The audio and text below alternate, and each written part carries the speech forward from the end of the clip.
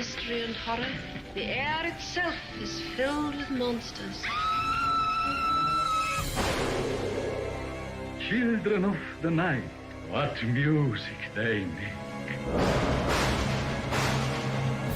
It's alive! It's alive! Well, hello, all you monster fiends, and thank you for joining us for another deep dive, factoid-filled episode exploring Hollywood's most famous monsters. I am your mistress of ceremonies, Sam, and I'm joined, as always, by Dan from Bleeding Marvelous. Say hello, Dan. Well, rancid smells could indicate some type of demonic activity. Apparently. Hiya. It's nice to have you back. Looked weird last week when you said hi. We are not alone again. We have someone with us. I don't know where she is on the screen. Neither do I. Hey up! Hey up! We have the one and only scary Zara Mary. I managed to say your name right. I know. Most of the time, people just go for Mary, and I'm like, oh, it's not my name, but yes, hello.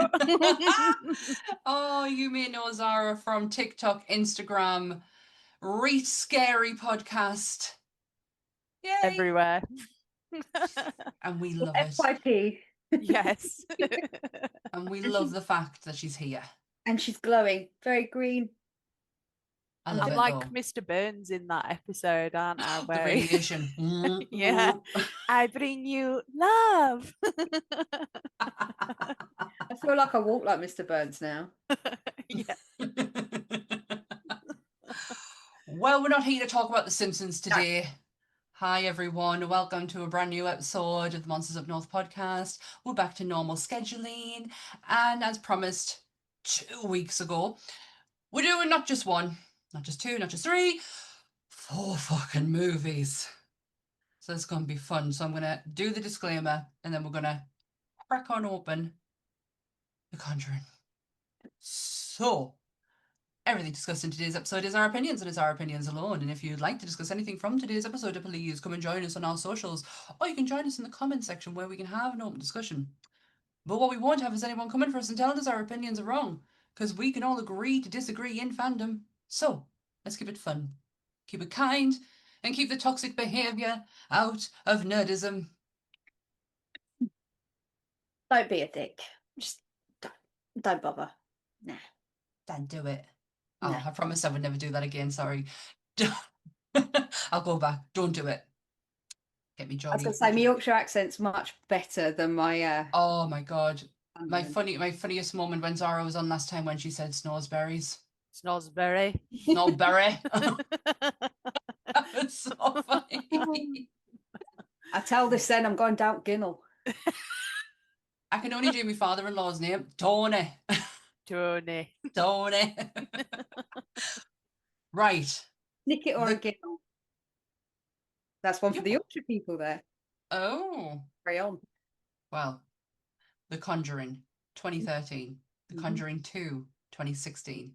The Conjuring The Devil Made Me Do It, 2021. And The Conjuring Last Rites, 2025.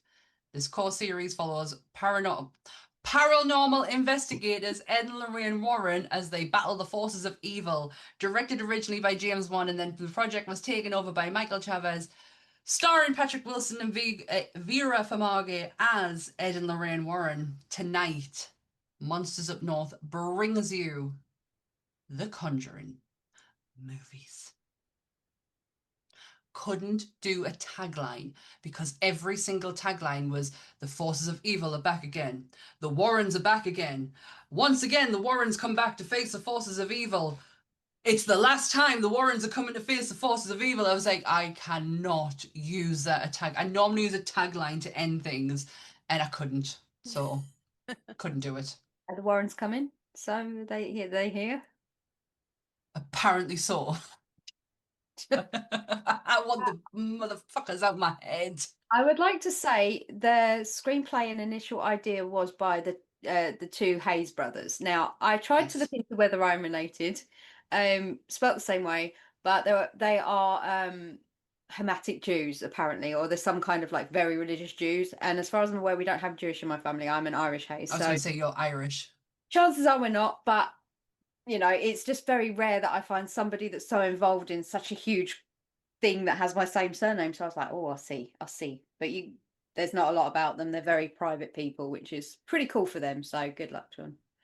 Well, the development of this actually started 20 years ago by none other than Ed Warren himself. He played tapes of the original interview with Lorraine Warren and Caroline Perrin to producer Tony DeRosa Grand.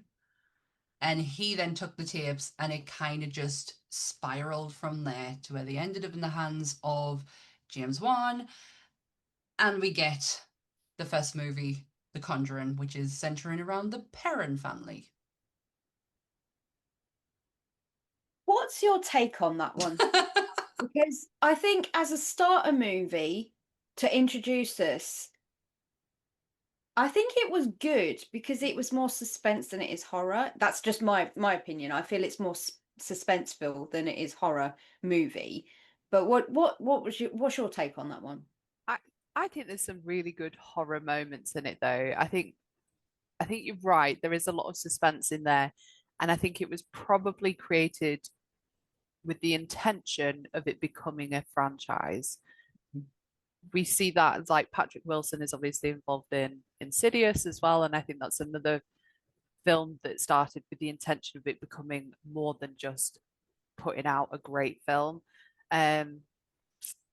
So I think it does a lot of really good setting up of introducing an audience to Ed and Lorraine. I didn't really know who Ed and Lorraine were prior to watching The Conjuring. I'd heard the names, hadn't really read anything into them. So I'll use myself as proof that that's what the Conjuring film did. But I think it has some really great horror moments, like the clap. I think a lot of people remember, and like the wardrobe. The I like moving furniture. Film. I like there's I like what I really like is they've managed to take two people who they're not the great. I can't say it about Lorraine. I just think that Lorraine was complicit. That's the only problem. Ed is the fucking worst. But they've managed to take these two people who could be considered and are now more than ever because there's more as the movies have gone on, and obviously with the last one, more and more people are talking about it.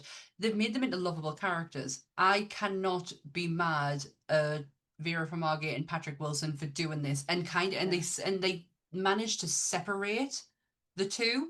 I'm not watching it for Ed and Lorraine Warren. I'm watching it for them two. Does that make sense? Am I making sense? I think so, Oh, because good. knowing what I know about particularly Ed Warren, piece of shit, that in real life, I almost treat Patrick Wilson and Vera Farmiga as Ed and Lorraine, as fictional characters. Yeah. I don't associate the real life people with them portraying them. Does that make sense? Perfect sense, because that's exactly how I see them. Yeah, because they have such a lovely on-screen relationship. They're like the mum and dad of horror, them two. Yeah. And that's kind of why I want to keep that separate. Yeah. But also keep in the back of my mind how much of a dick Ed Warren is. I first got introduced to Lorraine Warren. She was on a TV show. Now, I might get the name of the TV show wrong because it was when paranormal TV shows were at their height. I think it was Paranormal State. I want to say it might have been that one. But they had her on as a guest. So she'd do walkthroughs with them. And it, like I say, it was when everything was out, the Dead Files, Ghost Hunters, Taps, you know, all the other ones. And the one that I'm not allowed to mention because I got blocked by him on Twitter. It's been a while actually since we brought him up. The Bagans. Yeah. Frodo Bagans, yeah. Yeah, memories. Yeah, he's the whole thing with that was that she was introduced and I kept thinking, who's this woman? Because she has such a distinct look, the way she had the coiffed hair and she was well put together. She had the high, like creepy Victorian ghost collar lady thing going on, cameo and everything. Yeah, I know you're a creepy Victorian ghost, really, but you know, just in general, she looked like the haunted school teacher kind of thing going on. Yeah, she looked like there was someone living in there. Yeah, controlling her.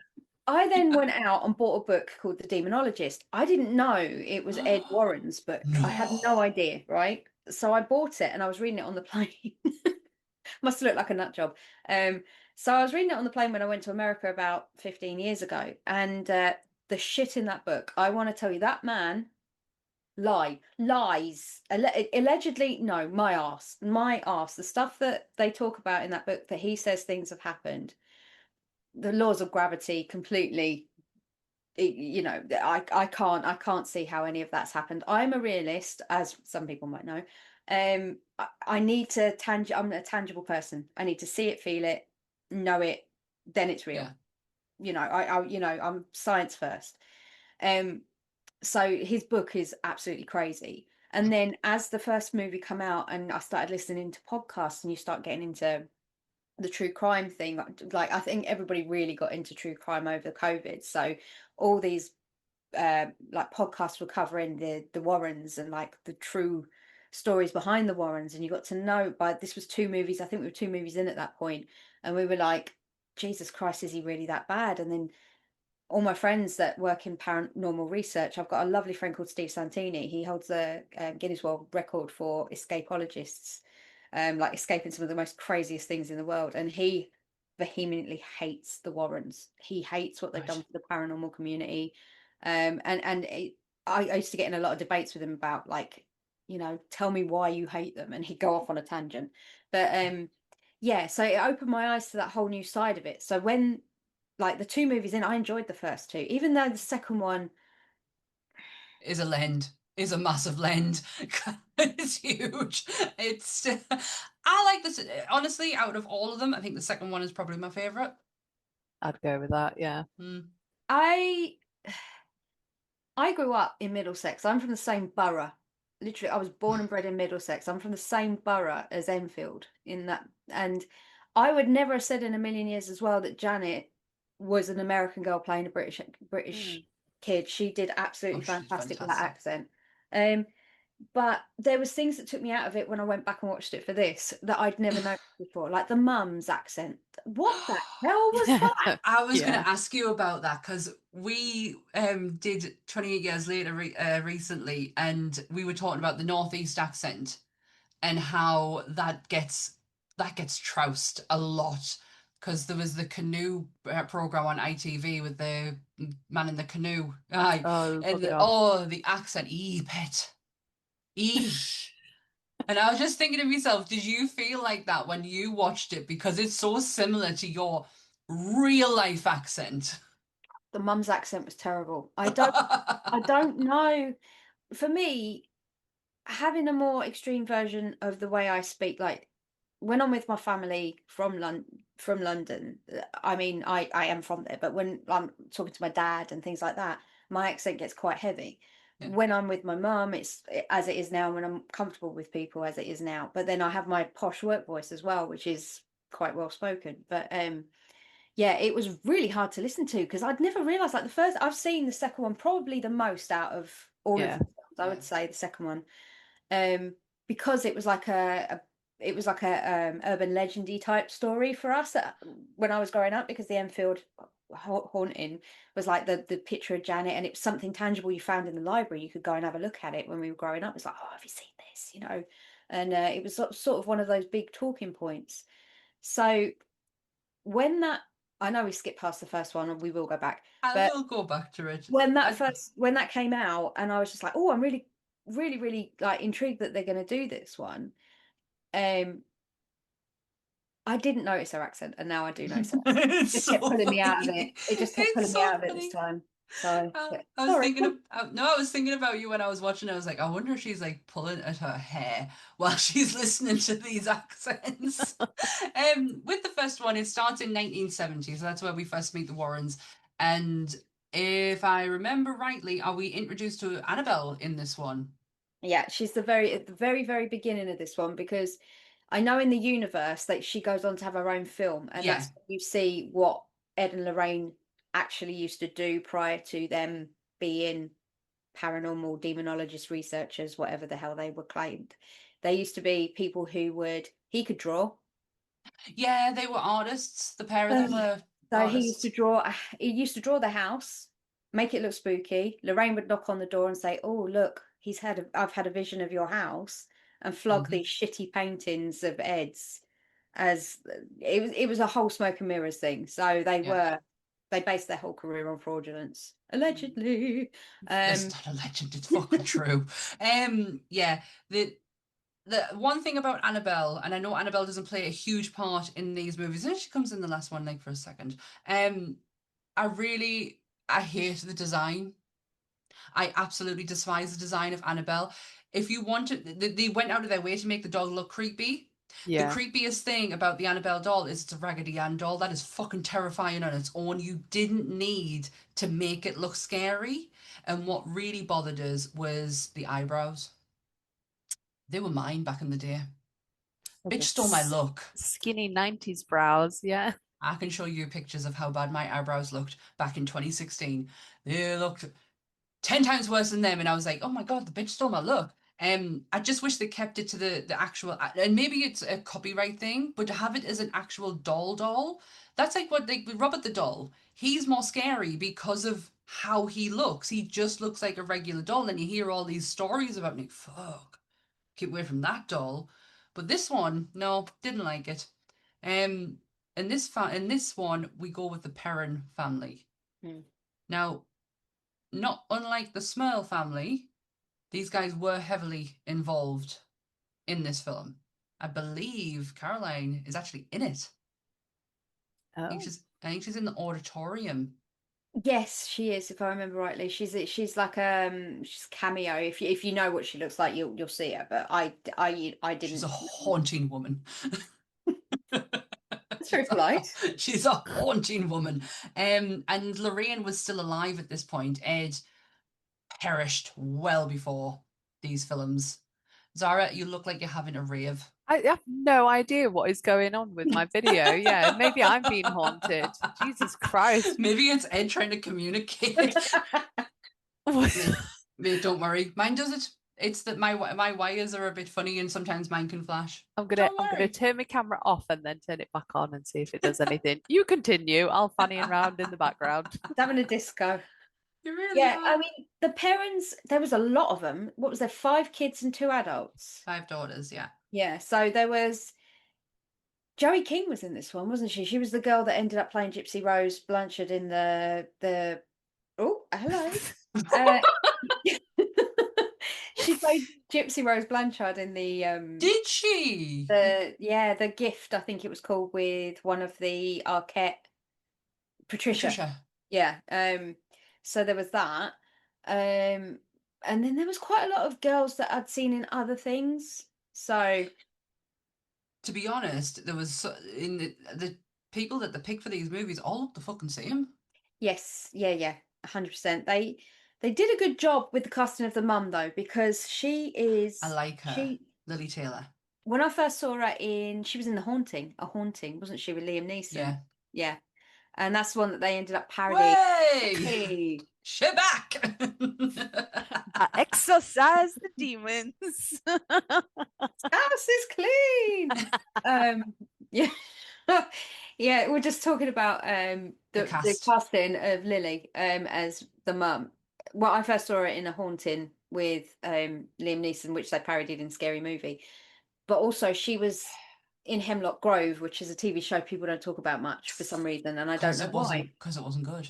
I didn't find it that bad. I quite enjoyed Hemlock Grove. I thought it was a different take on the whole vampire werewolf thing, but Famke Jensen did get on my nerves. I'm not even sure if that's how you say her name. I'm not the hugest fan of vampires to start with. I'm never going to live down the fact that I guested on someone else's podcast and I absolutely shit all over the Lost Boys. So yeah, that's a true story. But no, I think I might appreciate it now because obviously werewolves has taken like a big part of my watching. So maybe I would like it now. But I do like Lily Taylor as Carolyn. She plays an excellent part in this. She's, I don't know, she feels like the pro in all of it. Especially with towards the end where she becomes possessed by Bathsheba. Oh yeah, I'm sorry. Who is naming their child Bathsheba Sherman? It's the olden times, isn't it? I don't care. You're not finding it Bathsheba anywhere now. Sheba. Maybe I might call my next cat that. Bathsheba. Yeah. Well, Sheba for short, that works. Yeah. Yeah. Bathsheba Sherman. I kept looking at the name going, who? Like, who? But it's them. But it's a true story, kinda, if you want to believe it. If you want to believe it. The real story is that in 1971, the Warrens claimed that the Harrinsville, Rhode Island home of the Perrin family was haunted by a witch named Bathsheba Sherman, who lived in the 19th century. According to the Warrens, Bathsheba Sherman sacrificed her baby son to the devil, and after that cursed the land so that whoever lived on there somehow died of a terrible death. Why? That's what I was just thinking. Why? Like, why would you want to punish someone else for something shitty you did? What are you sacrificing your son for anyway? Oh, for Satan, because he said he wanted him or some shit. I can tell you now that he probably wouldn't. You'd be like, take him back. Yeah, no, yeah. I don't want that. I never asked for this life. It's all good, Tom. No, I don't want a kid. I'm good, thanks. Yeah, that's the true story. That's the real story of what they did. Yeah, I think the controversy with the whole thing of all of these movies is how out of context and how sensationalized they make each one compared to the original story. Yeah. As we'll get to the fourth one when I get there, there's a bit to talk about on that.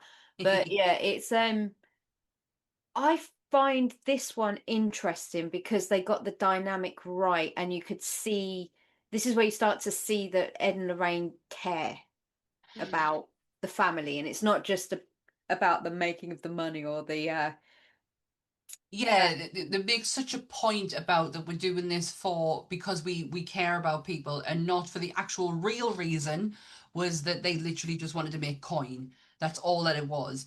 But what they do in these movies is make them look like really shitty parents. Yeah, poor Judy. Because they don't give two shits about Judy until she's older. And when she's got the powers. Yeah, powers. And she can take over the family business. Fuck you, Judy. Fuck you, Judy. Yeah. Exactly. Didn't give two shits about poor Judy until then. Yeah. But no, you're right. They are trying to steer you away from what everyone knows them to be and create this image of them of what I always thought about the Warrens were they couldn't get into they couldn't be the evangelicist, the teller Christians, the ones on the telly. They couldn't do that, so they went down the other route. That's how I always see them. Ed is a self-proclaimed demonologist. Oh my God, yeah. He wasn't ordained by the Catholic Church in any way. They don't recognize him as a demonologist in the eyes of the church. So he's gone off of this saying that he is the only recognized person outside of the church to be the height of his knowledge of demonology. And it's like, well, yeah, but that doesn't necessarily give you any credence. It's not like you get a certificate on the wall. It's like, you come home, your kid comes home and gives you a picture that they drew and you stick it on the screen. Star. I honestly feel like that's the kind of thing that Ed Warren did. I am a demonologist. It's like if I go chop someone's leg off and go, I am the only surgeon outside of the medical association. I don't need no license. Look at me. I know what I'm doing. It's when honestly, have you ever listened to him on an interview where he just went, the demon life didn't choose me. Oh, like I chose the demon life. Fuck off, honestly. This is the really difficult thing because I love the chemistry that Patrick and Vera have, and it's so difficult to equate those two people with what I know about the others, and it's like they are the Warrens that you wish they were, and that's the thing, trying to constantly reconcile the fact that they have done an amazing job at having you believe these people were that nice, that good, that pure, that whole, that whole package that you want Ed and Lorraine to be. So when you got through this one and you saw him exercise Bathsheba, I think he was exercising Bathsheba. He took it upon himself. I can't remember. But he didn't. At the end. So In the movie, he did, but in real life, Ed was never allowed to do anything like that because by this point in their investigation, the church would have been involved and it would have been a priest who would have taken over, so he would never have done that. Um, they have a tendency for this is probably outside of Amityville, which I have no notes on, so please do not ask me anything because I know we want to do a full Amityville episode and I want to save that side for then. well, the Lutzes were at the beginning of season two, Conjuring 2. The Lutzes, Yes. they allude to it at the beginning, so. And that's all I know. That's the only bit that I know. I don't know their full involvement, and apparently it's worse in Amityville than it is in any other one. But this one is probably the longest that they spent there because, as we will find out as we go on, weren't there very long.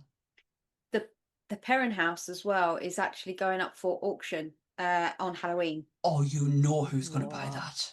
Well, this is the thing. Matt Rife, obviously now we know he is now custodian, and I'm using air quotes for those of you that are listening. He is now custodian of the Warren Museum and Warren House. He doesn't own the museum. No. He bought the house. And as part of the house, he has the job of being the custodian of the museum. He's looking to purchase the Conjuring house. Now, nice. The other person who's on the table is Jason Hawes from Taps, from Ghost Hunters. And he's on the table to buy it, but it's auction. So God knows who's going to buy it, who's going to end up with it. But that's definitely up for sale. And we'll find out if a celebrity swoops in and buys it at the end. I'll be shocked as shit if he doesn't get his claws in somewhere. He's got... Talk about Zach Bagans. He's got to be absolutely fucking seething that he didn't get that house. Zara's gone crazy again. Oh, she's gone. I'm sorting it, don't worry. It's all right. It's okay. We can still hear you. Well, Zach's got the Kevorkian van. He's got Ed Gaines' food pot. I really would want to see the Kevorkian van. He's got you name it. He's got it. But, he's got Bela Lugosi's mirror, doesn't he? Yeah, he keeps it covered. It's bullshit. Of course he does. I've been around the museum. All of it is smoke and mirrors. He puffs out smells from the grates. You can feel wind coming through the grates and right by your ankles. It's all smoke and mirrors. So don't go there thinking anything is genuinely freaking haunted and you're going to have an A-OK, individual experience with a Divic box, because yeah, you are, but it ain't. It's manufactured. It's not genuine. Yeah. So it's a load of shit. Yeah, and that's not me hating on him. That is because I've experienced it. I've seen it with my eyes, and I'm a tangible person. And I touched and I saw it, and I came and I was sciencey about it. So need to touch it. Well, like I said, Ed was never allowed to do exorcisms. But by the time, so this is real life, by the way. Just to give you an idea of the difference between the movie and the real life, Lorraine decided to do a séance. After the séance, Roger, the husband, had enough. Absolutely had enough. They probably made his wife's mental stability worse by them feeding her all this bullshit, and he kicked them out the house. Funny enough, things stopped. Yeah, amazing that, isn't it? In 1980, spirits just silenced and the hauntings went away. Fuck this, I'm off. They probably do. Do you know what it is? If the real life, right, ghosts coming in and they see Ed and Lorraine Warren, like, fuck no. Peace out. I'm done. I'm fucking not having I'm not having the likes of them two prove that we exist. Yeah. No chance. No way, Pedro. No way, Pedro. No. So I mean, I'd say the first one for me is probably just edged out on 2, because 2 obviously was something that I grew up with. But 1, it was the first one of the franchise. You're being shown this thing you've not seen before, and you're like, okay, I kind of like this, and I'm kind of into where it could lead to. Yeah. Then you get hit with 2. Yeah. And you're like, okay, they're covering the beginning shot is the Amityville windows, and they've set up the cameras inside, and that's all you get, if I remember rightly. That's all you get of the hint of them being involved with Amityville. Now, the Amityville situation, I know a little bit about. They were there for very little time, but they claim to be the people that took the photograph or was party to the photograph that was taken of the little boy that put his head around the corner, that, you know, the infamous photo of the ghost boy. They claim to be a party of that, and apparently Lorraine could communicate with the kid, and all this sort of stuff.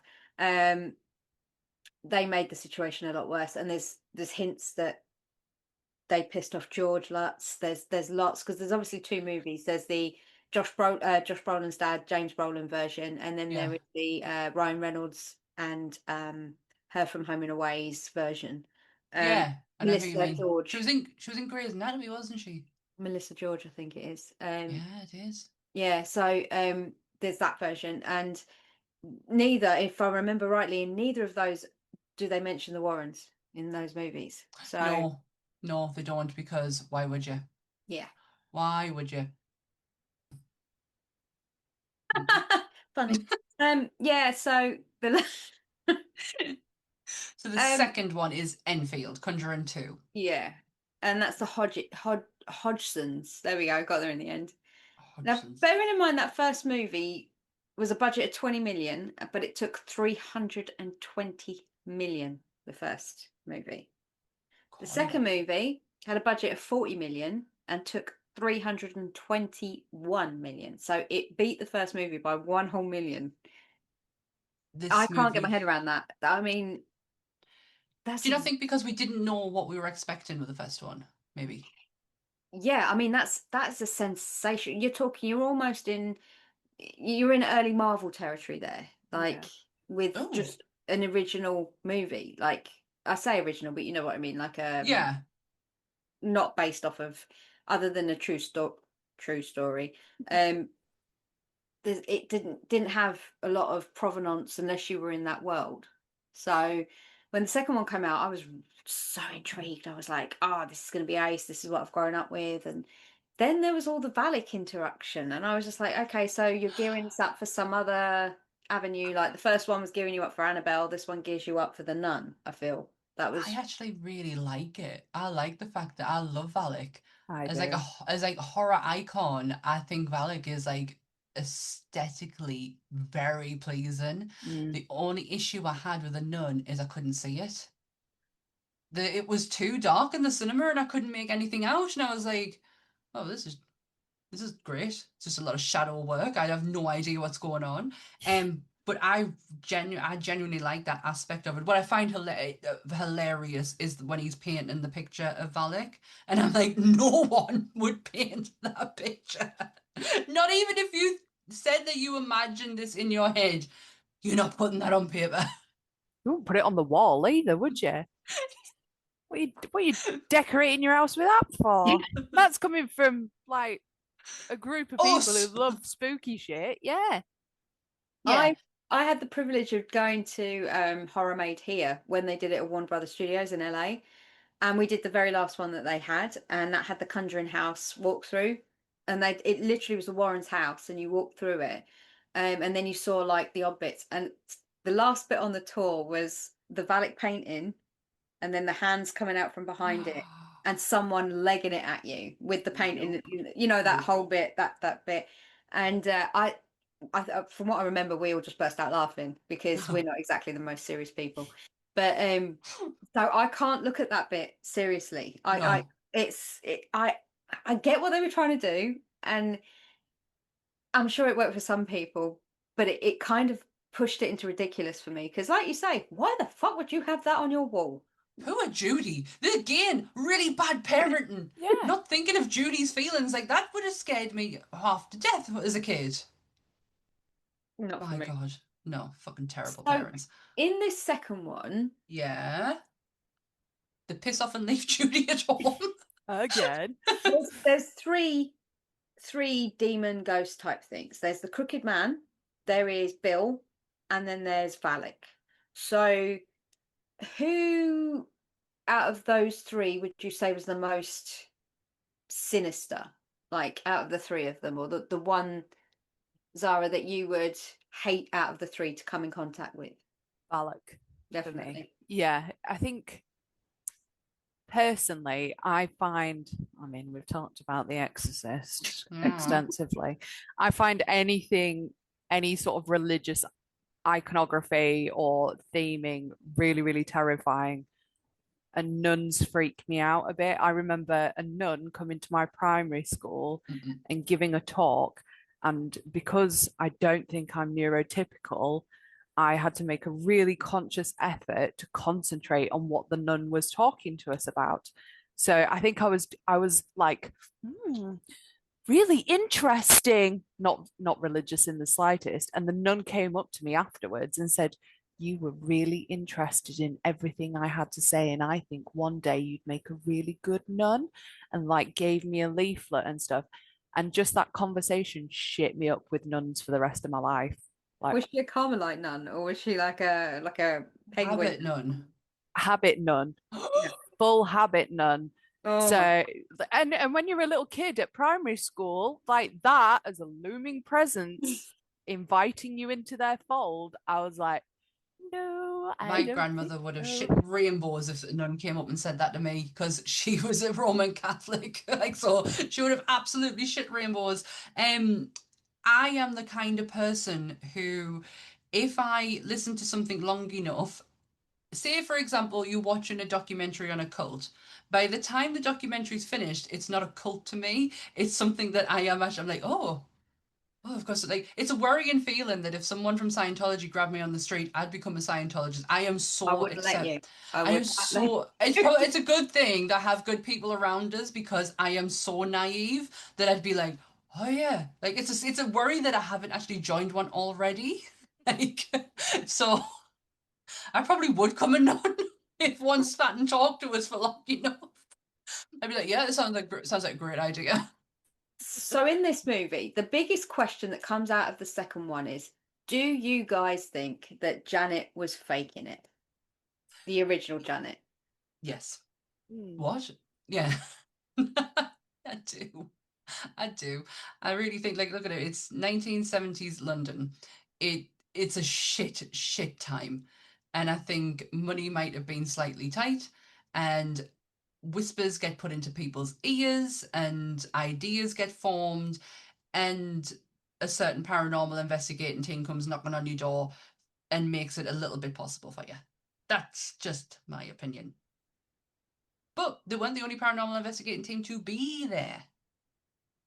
So the Warrens arrived and left very quickly. The best version of the Enfield haunting is a one that was done by Living TV in the UK, and it starred Timothy Spall as that they put it on ITV, I think, as well. Yeah, as and Maurice Gross. Yeah. That's a really good depiction of the Enfield haunting. What do you think, Zara? Do you think that Janet was naively following someone's orders, or she was just being a playful child, or she was genuinely possessed by Bill or whatever his name was? Bill. I think it's probably a combination of the first two. So I don't think she was forced to do anything. I think she would have done it of her own free will, but I think she would have done it of her own free will through, like Sammy said, knowing their situation, lack of money, seeing family struggle without money at that time. I think it was probably opportunistic more than it being sinister or planned. But like with anything, I'm very much a skeptic, but there is always that little tiny little bit of belief or possibility that something could happen. I don't like to go full skeptic and know it could never happen. Oh, I think I'm getting more like that as I'm getting older. Oh, I'm just cynical. Yeah. I don't think that's what I'm like in the middle. I'm hitting the cynical part of. There's a thing with this movie. I feel like they put too many in it. Like there was no need for the crooked man, and I know the crooked man was a version of just a manifestation of whatever this whole thing was. the bigger picture that they insinuated. It wasn't Valak, it wasn't Bill, it wasn't the Crooked Man. There was something bigger that was puppeting everything. And I think that was supposed to be Valak, but it didn't kind of come across that way, because we know, anybody who knows the story knows that Valak had absolute shit all to do with the haunting. And Valak, if you watch the Nun films, technically Valak is haunting Lorraine. So it's like, why would they go to London? oh, she likes to travel. Apparently she's a Holly ghost. Bobs. She's getting her miles in. Yeah. Fancy the change. Well, she was in Italy, wasn't she? She was, or was that, or did I imagine? Was it France or Italy that tourists, is it Tassia? Oh, I always get a name wrong. Taisa Farmiga. That's it. Her Vera's little sister played her when she was younger, which is why I do not understand why they didn't do that in the fucking fourth movie or the last movies. You know, when they were doing the flashbacks, why didn't they go back and use her? Because she played her. As young Vera. Yeah. And it's like, it doesn't. It just, she can't have aged that much. No.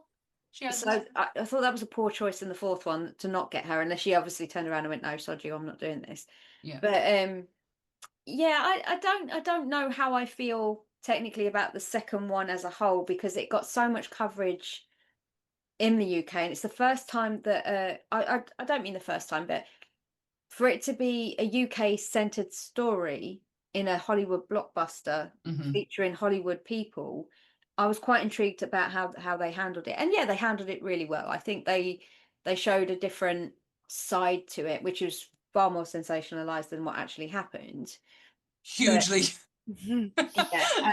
But yeah, I think they did a good job with the second one, I would say, in the whole grand scheme of things. Oh, 100%. The Warrens came in uninvited.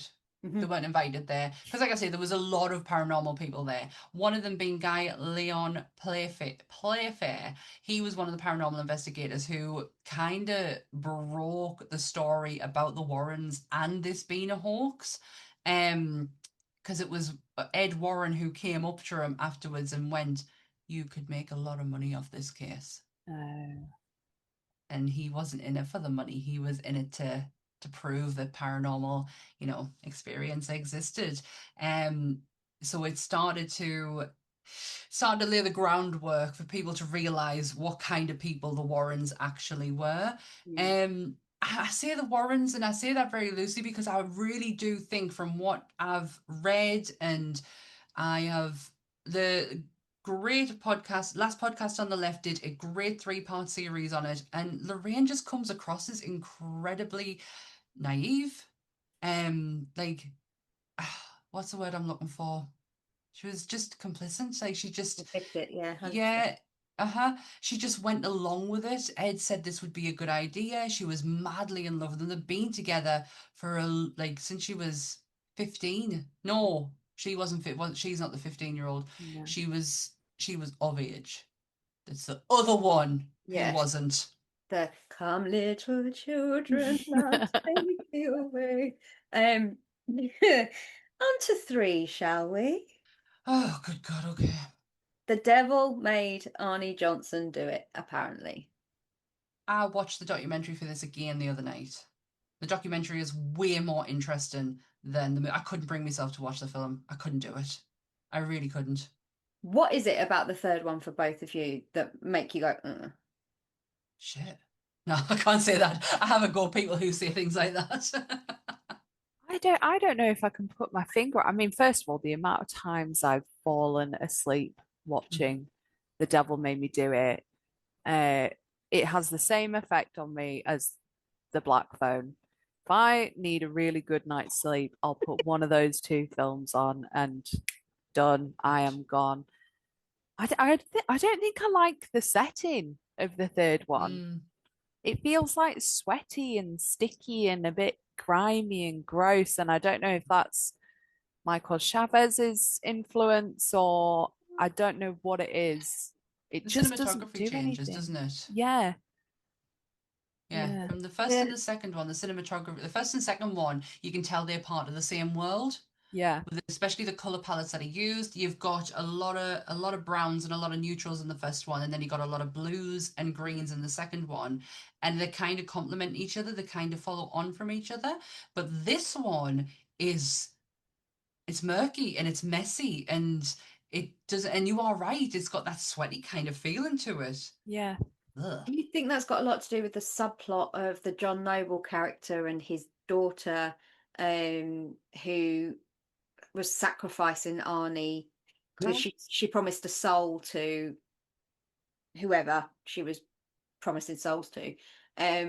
Was that a valid part of the story, do you think? Because clearly it was that whole part was made up because the Arnie thing did really happen, but Yeah. for exposition, do you think that was needed? Mm, no. No. No, it just feels like spoon feeding the audience something. Well, it's like force feeding the audience. We don't need it, so just don't bother. Yeah. It just feels too much. I actually Just thought she was Doug Jones the first time I watched it. I thought she was Doug Jones. Yeah. It's second to realise no, that's actually not. So, I mean, if that's a testament to Doug Jones's acting capabilities, I hope he doesn't feel, nobody gets offended by that. But yeah, the idea of it at the core is a true story. The true story is Arnie Johnson said he killed somebody because he was possessed, and his defense was the devil made him do it, and that's why it was called that. Now, Yeah. he still went to prison for murder anyway, or a version of didn't murder. didn't serve So very long though. He got out in like 5 years, I think it was. yeah, it was next to nothing. It blows my mind that cases like this actually exist. There's this one, and then there's Harvey Milk's murder, Dan White, and he did the junk food. Junk food ruined my life and made me into a horrible person that I ended up shooting this man in the face. I just I can't believe that that is actually in a criminal law book. Like people can go back and reference that in order to help their cases. Oh, okay. Get the point when they're saying that because America, they don't know how to separate church and state, and this is a age-old problem that they have. It comes into play in the courtroom because there's the God issue. So I understand where they were coming from when they were putting the defense forward to say that you believe in God, so why do you not believe in the devil? So if God was talking to him and compelled him to do something good, that ended up making him break the law, would you feel any different to him saying, well, the devil possessed me and I ended up breaking the law? So I kind of understand the angle. If you're going to go with the religion in any which way, you have to look at both sides of it. So from that point of view, I find that interesting. Yeah. But really, it's a very convoluted, flim-flammy, tiny little story that the Warrens, again, embedded themselves in and no one asked them to. Yeah. Yeah. I just They did. think there was too much padding in this, especially the girl that was supposed to suddenly realise that she was the original person that got possessed, that then passed it on to somebody else, and then Arnie got it, but then she was dead. So how the hell she passed it on to him because he got it in the woods, but it wasn't that. It was the kid in the waterbed, and now there's a kid. What? What? What'd you just say? There's a kid in the water. The kid with the waterbed at the beginning. He's the original possessed kid, isn't he? And that passes it on. Oh yeah, yeah. Which I cannot get past because that kid on the waterbed looks exactly like my nephew. So every time I look at my nephew Toby, I'm like, Oh well, what you are right. The Warrens did put themselves in this case and kind of force fed the people in the room that this was real, like this was a real thing that was happening, and it wasn't. It wasn't this at all. movie was the worst performing of all four at the box office. But then you got to remember this is still COVID time, so we were allowed slightly back in and home streaming. So this took on a 39 million budget, 206 million, sorry, dollars. Wow, this is actually one of the first movies we did a little mini review from on when we first started Nerdy Up North as part of like a movie that had just come out, like not something that was, already been out. It was like, being shit hot on it. We were like, oh, we've just seen it. Let's do a review. Yeah, there was one of the first ones that we did was this, and I can't remember what I said. Probably isn't the same as what I'm saying right now. I don't like this. It was too messy. There was too much going on.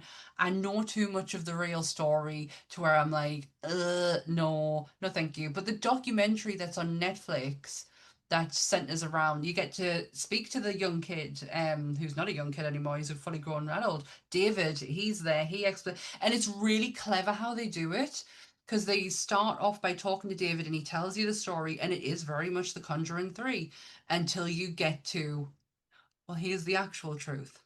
And this is, the kind of people that we're dealing with. And it's such a good, I think it is called The Devil on Trial.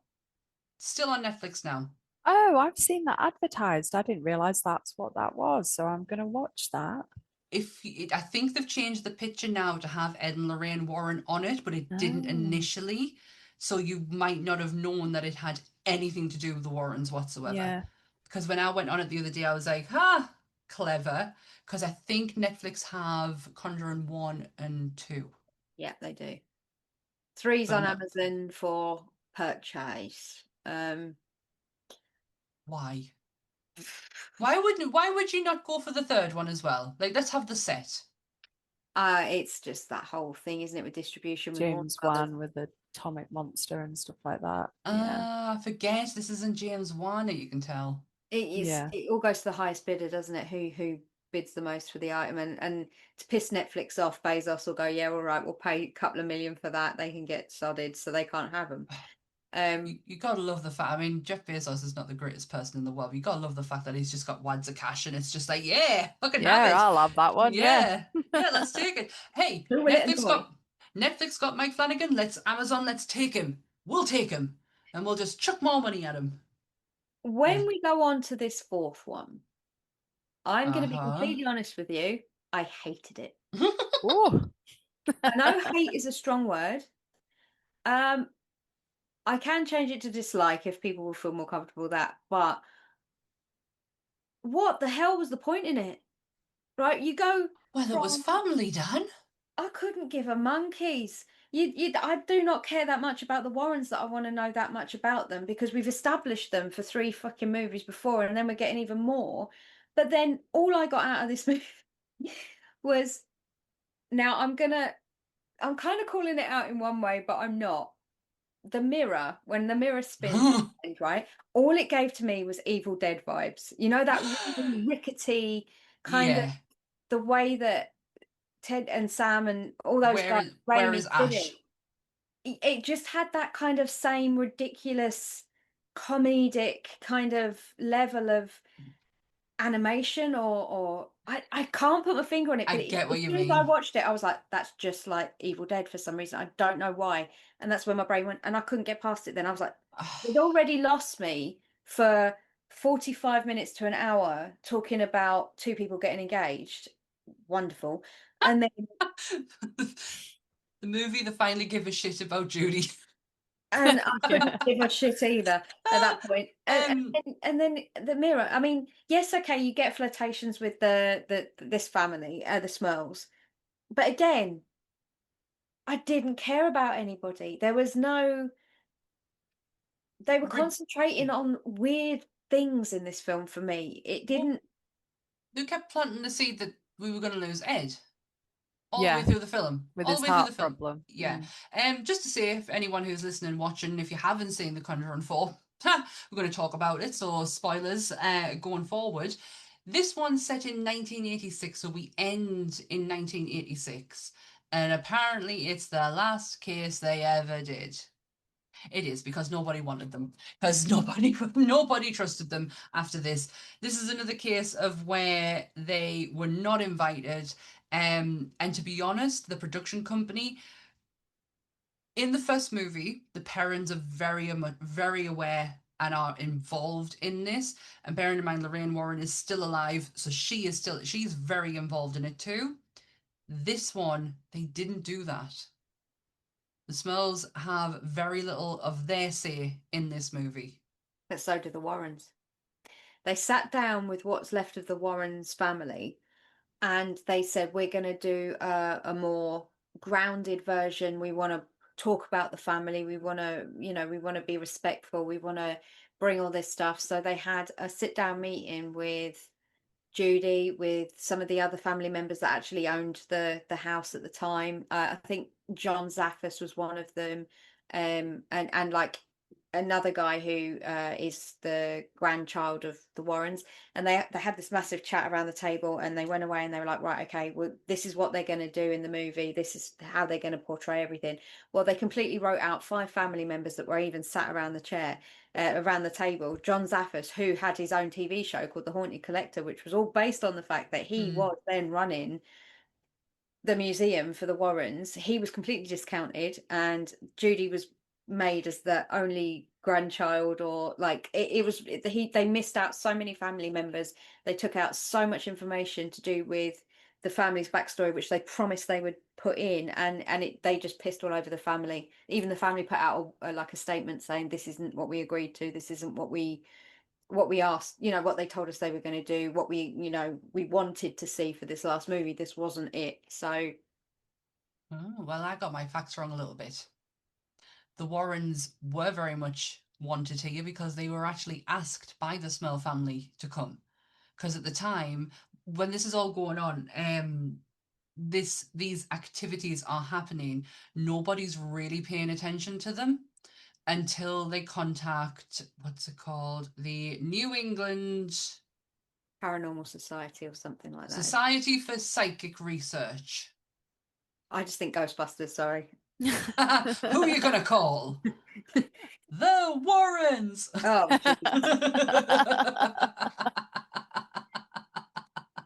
Oh, yeah, so they did actually contact the New England Society of Psychic Research, and this is when the Warrens did come down. But again, it was another cash grab for the Warrens. That's all it really was. I think it was, I don't know if it was this case or if it was the third one. They wrote a book which didn't have any involvement with the Smell. No, it was that's Amityville. That's Amityville where they wrote the book, and they kind of lied their way all the way through it, and they stole a lot of money off who's the family who take over the house? The Lutzes, who took over. Who's the one who murdered them? This is how much I know of the Amityville. Robert something. So the Lutzes isn't got anything to do with the murder. Which, no, by the way, Lutzes took over the house. They bought the house after. So it's the Lutzes they stole money from. Yeah. Do you know that with Amityville, that's actually more interesting than the actual haunting? Is the murder side of it? It's fucking crazy. He went in and shot his entire family, and then used the defense that a ghost told him to do it, or he was driven to it by a ghost. It was something like that. So of course they wanted to insert themselves in that one because, well, what? Why not? Why not? Did you like this film, Zara?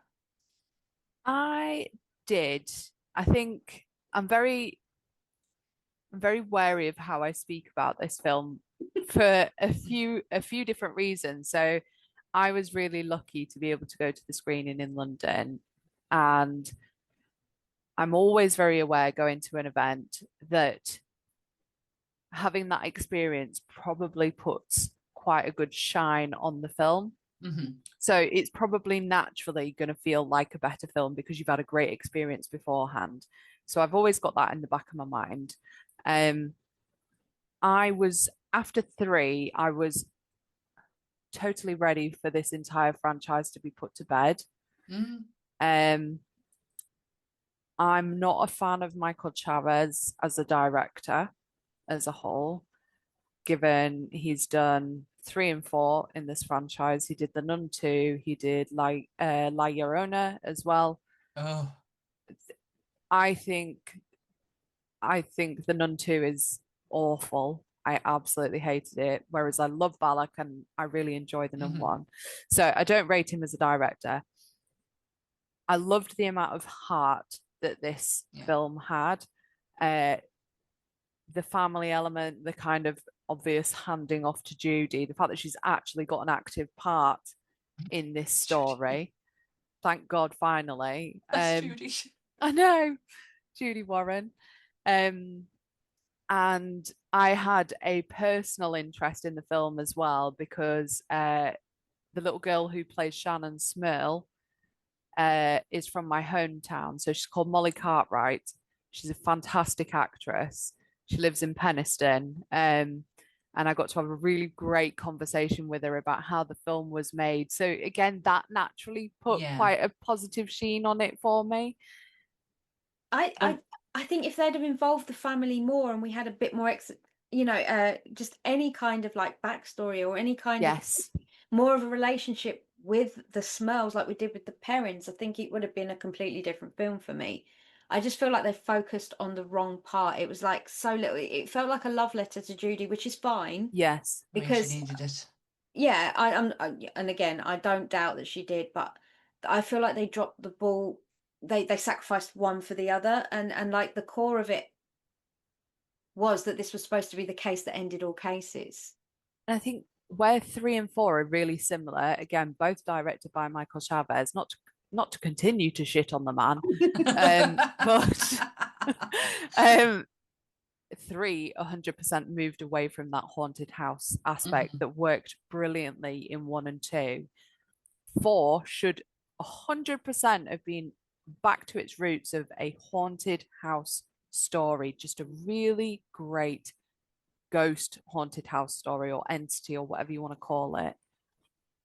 But he didn't lean into that enough. He didn't go for it. That's what I found disappointing with this. And it's because the focus was on Judy rather than the experience that the family were having. Yeah. And I don't mean to dismiss the fact that Judy is a real person and Judy didn't deserve it, because I'm sure in real life things were very, very different, and we're getting this vanity version, this whole, love letter to Judy, which is, again, I'm not saying she doesn't deserve it, but it felt out of place for me because I felt like I was watching something completely different. Like of all the first, like you say, the first 2 were cohesive with each other. The third one was very disjointed to the previous 2, but they made sense because of Vera and Patrick being the constant thread through them. Now with this one, whilst Vera and Patrick were there, they were still quite held back. So you didn't it didn't feel like a Conjuring movie. It felt, to me, Insidious Red Door was the worst installment, the final installment, and this felt like that for me. It had that same kind of like, yeah, the whole like, oh well, we'll sum it up and we'll make it the best one, and it falls flat. It just doesn't have that. For the last one in the in the 10 years or however long they've been doing these movies, I was expecting something with a punch, something to give us all like, oh, you want more, we've got more in the back, but we're not going to let you have it. And it just didn't. I was like, yeah, I'm glad it's finished now. And I don't want to feel like that. I love watching a movie and coming away and feeling something after a film, and it's very rare we get that. And I was just kind of, I left not even wanting more. I was left feeling meh from this film, which again is no reflection on any of the actors or anything. It just felt weird to me, this film. Weird. I can't specifically. I actually enjoyed it more than I thought I was going to. There was a lot of aspects to it that I really enjoyed. But what was getting on my nerves was the fact that they were playing this whole, Ed's gonna die. Yeah. So I was just waiting for it. Like, when's it gonna happen? The mirror scene, maybe? Like, I don't know at this point. So Zara's right. There's parts of this where it does have a lot of heart. For me, anyway. Like, I felt like that. Because Dan will tell you, my review, very fucking different to hers when we first watched it. Robot. I'm aware I'm a robot. My feelings don't come out that often. But I just think I like the aspect of saying goodbye to these characters but I don't know, Dan. No, I'm not saying are they going to make another one, but what I mean is, do you feel it was a justified goodbye to the characters after 4 movies, after 10 years of seeing these people? Do you think they were finished off in such a way that they deserved, like Vera and Patrick deserved as actors? Do you think that they finished their story in a way where they went, I can lay these guys to rest now, I don't have to do them anymore? I don't think they did. If you asked us after the second one, probably. But with the third one being in there, no, I don't think it did. What do you think, Zara? Do you think they got the ending they deserved?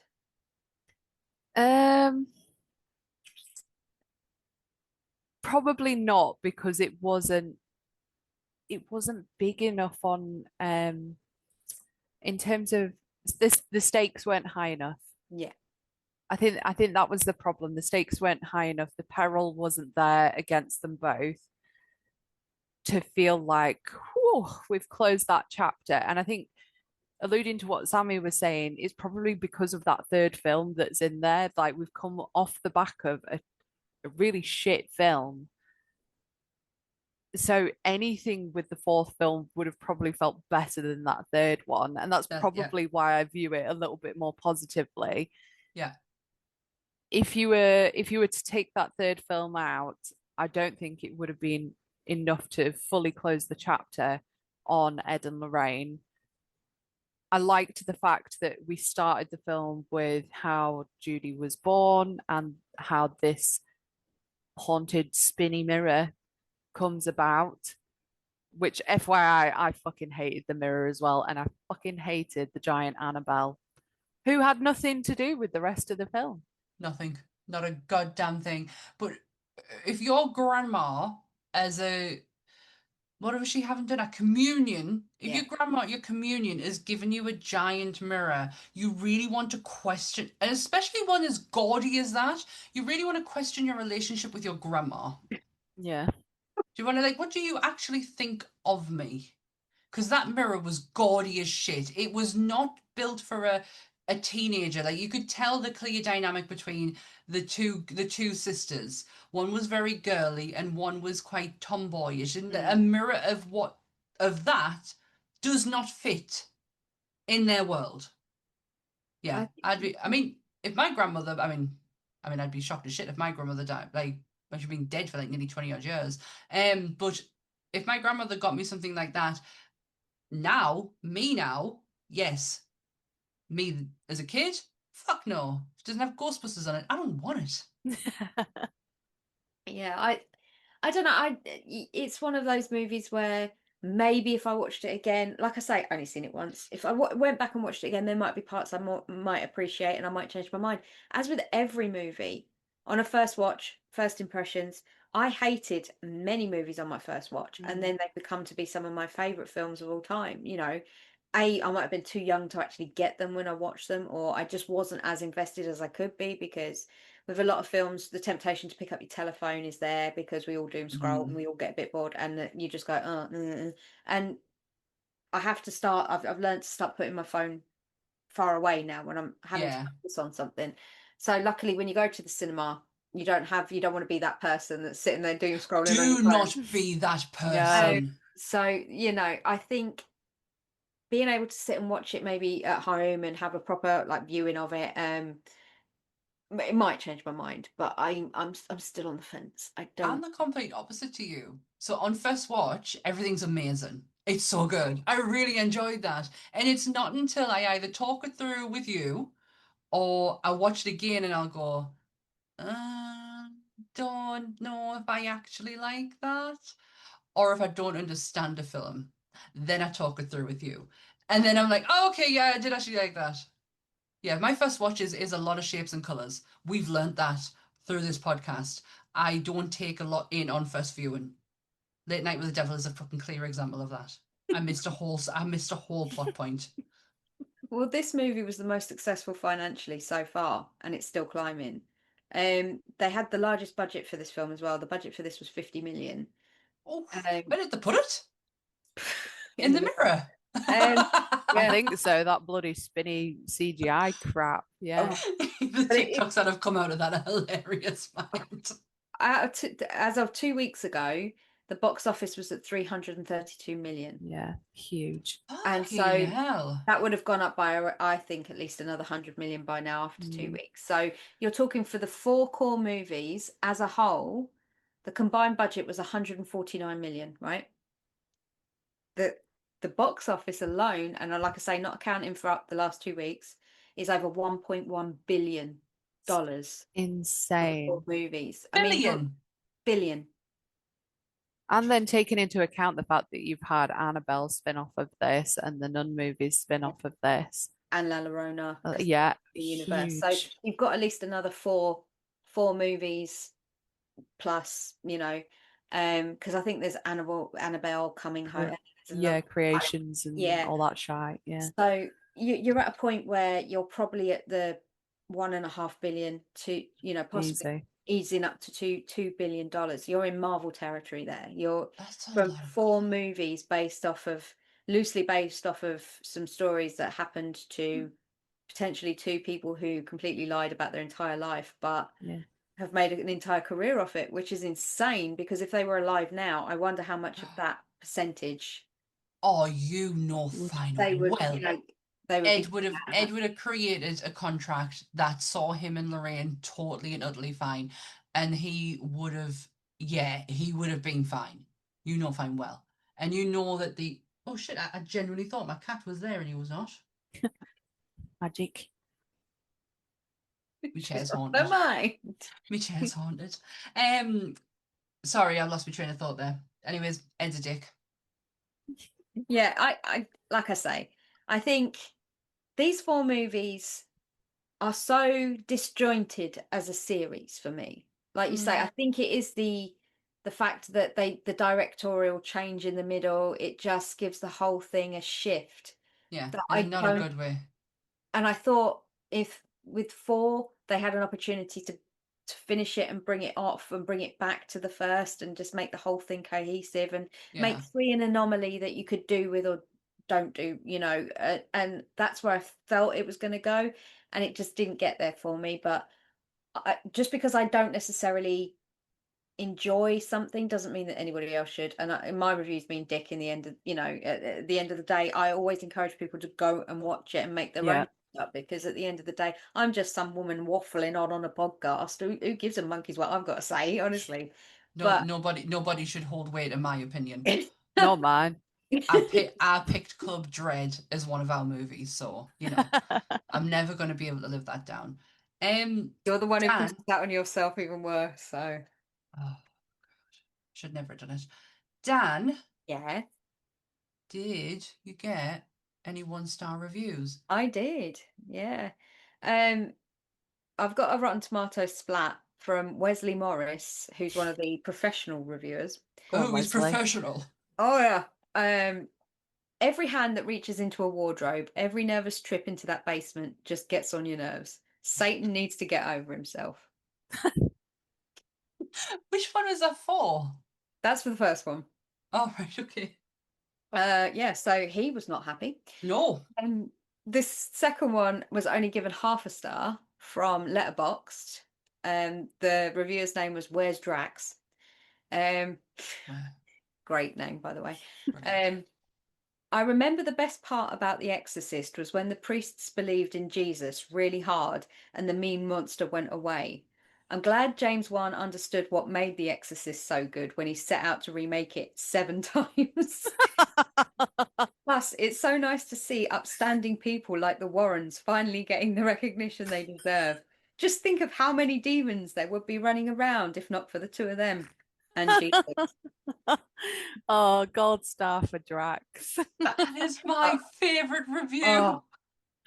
It's the sarcasm that they've got to be British. That is pure British sarcasm in one whole. I am so trying to make my eyes not water. Oh my god, that was so funny. Half a star as well.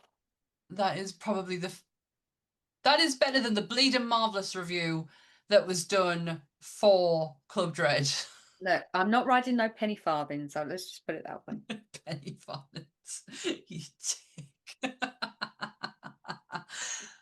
Also, Actually, did you do any? Did you just do the 2-star? I just did two Did the because two? there I was, wasn't too sure. I wasn't too sure. there was so many, and I thought Yeah. I can't do one for every movie because I'll be here all week giving the reviews out. So. Plus, Well, I peeked at Drax. There's nothing that You can. can't get yeah. better than that, no. No, you really can't. Well, did you do the 666 degrees of Jake? Of course, I did. This is my favorite part because I try to guess one, the starting point, and two, where she ends. So this is Dan taking something from this movie and getting it back to Adventures in Babysitting. Which is not horror. We're well aware, but get over it. Oh, we don't care. Couldn't give a shit. Do what you want. Yeah, Exactly. yeah. In Last Rites, Ben Hardy plays Tony. Ben has played Peter Beale in EastEnders, Angel in X-Men, and Roger Taylor in Bohemian Rhapsody. John Deacon was played by Joseph Mazzello, whose most famous role is Timmy from Jurassic Park. In the 1993 masterpiece, Samuel L. Jackson proclaimed, "Hold on to your butts."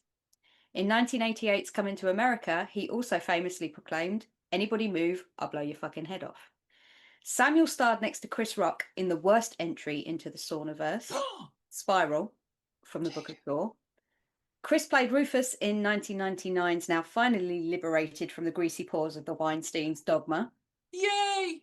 Kevin Smith not only wrote and directed and starred in Dogma, but also wrote, directed and starred in Jay and Silent Bob Reboot, which starred a cameo from Keith Coogan, aka Brad in Adventures in Babysitting. Well done. Was he in Reboot?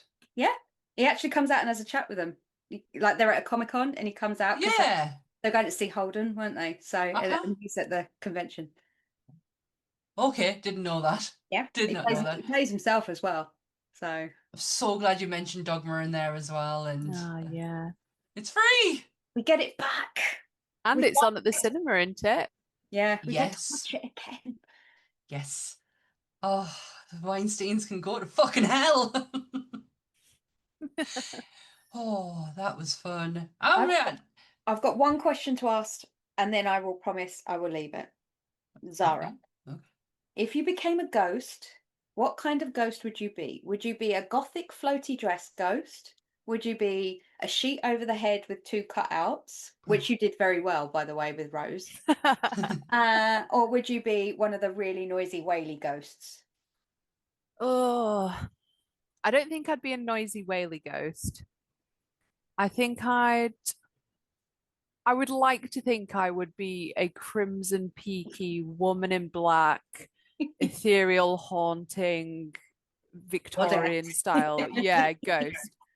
I am too clumsy for that shit. I would not be taken seriously. So I think by default, I'd have to go with sheet over the head, Barbara style from Beetlejuice. But I wouldn't want to be like a poltergeist. Yeah. I'd want to be like a ghost that mildly inconveniences you. That's exactly what I've written down as my answer, right? I was going to ask you a question. If you were a demon, how would you torment? And I've put literally under here, I'd mildly inconvenience people. Yeah, we've all reached that point in life now where we don't want conflict necessarily, but No. we do want to piss some people off. I Just just so we know. move the house keys around the house, or Yeah. hide the tea bags, or move the milk and put it in the washing machine. Yeah, Just switch make the them sugar feel to like salt and shit like that. Yeah, make them feel like they're going absolutely bananas. Yeah. it's much more exciting. Much more exciting. I love that. I love that. I mean, Victorian ghost, I can help you with. I have the perfect makeup for it. Yeah. Just Natural That's what complexion. I came on today and I said, "Oh, I look very pale." She went, "I know the Victorian ghost is back." It's that time of year. It's just my normal face. It went away and it came back. Well, that has been the Conjuring movies. Next week, we are going back to double features. Deuces. Yeah. It's a movie that we actually talked about when we had Sam Munster on, and we thought, hey, let's do it. Because I actually said on that episode, this had absolutely nothing to do with the Vincent Price one. I was wrong. So we are doing House of Wax. We're doing the Vincent Price one from the 50s. I say that with a question mark because I've not done my research yet. And the 2005. 2005 Chris Hilton / Chad Michael Murray / Jared Padalecki debacle. The OC / Gilmore Girl cast Yeah. with Paris Hilton in there. Watch Paris die. Yeah. Yeah. Yes, so next week is going to be House of Wax.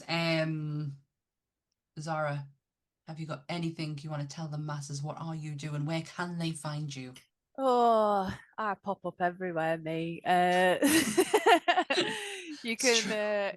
I'm online. I'm on TikTok and Instagram as scary Zara Mary, and then I'm also on Instagram and YouTube as Rate Scary. Scary. Honestly, that name is absolutely brilliant. When it first came out, I went, of course. She Yeah. went down the Yorkshire route. Of All right, course she scary. did. Right, scary. Oh, well, this episode will be available on the Nerdy Up North YouTube channel at 10 o'clock on Monday for your viewing pleasure. For your listening pleasure, it will be available on the same day. You can go and search Monsters Up North podcast from anywhere you get your podcast from, and you'll find us. We'll be there. Just remember, do not search Monsters Up North. You will not find us. No, it's a band. It is. That's not us. No. Monsters Up North podcast from anywhere you get your podcast from. The links for Bleeding Marvellous, Monsters Up North, and Nerdy Up North are where, Dan? You're going to like this. I don't know if you're going to be able to see, though. We have Universal Monsters. Oh my God. We've got the Invisible Man. Where? Oh, we've got Creature. We've got Frankenstein. Frank there. You can't focus very well. And then we've got Where's Larry? the Mummy. Didn't have a Larry one on there, but we've got the Mummy there. So Dan. They are amazing. they're going to last, but we'll give them a go because they're the transfers that she put on. So I'm a bugger because I type all day as well. So we'll see how long they last before they start coming off. But yeah, we've got new nails. no nails in it. Yeah. I said I would stop doing that. Sorry. Is that it? That is it. Have I done it? You've done it. Have I done it? Every week we go through the same thing. I do this really great ending and then shit all over it by doing exactly what I'm doing right now. Well, if there's nothing else left to say goodbye, Dan and Zara. I'll let Zara say goodbye first. Ta-ra! The devil exists, God exists, and for us, as people, our very destiny hinges on which we decide to follow. Bye! Stay spooky, everyone. Bye.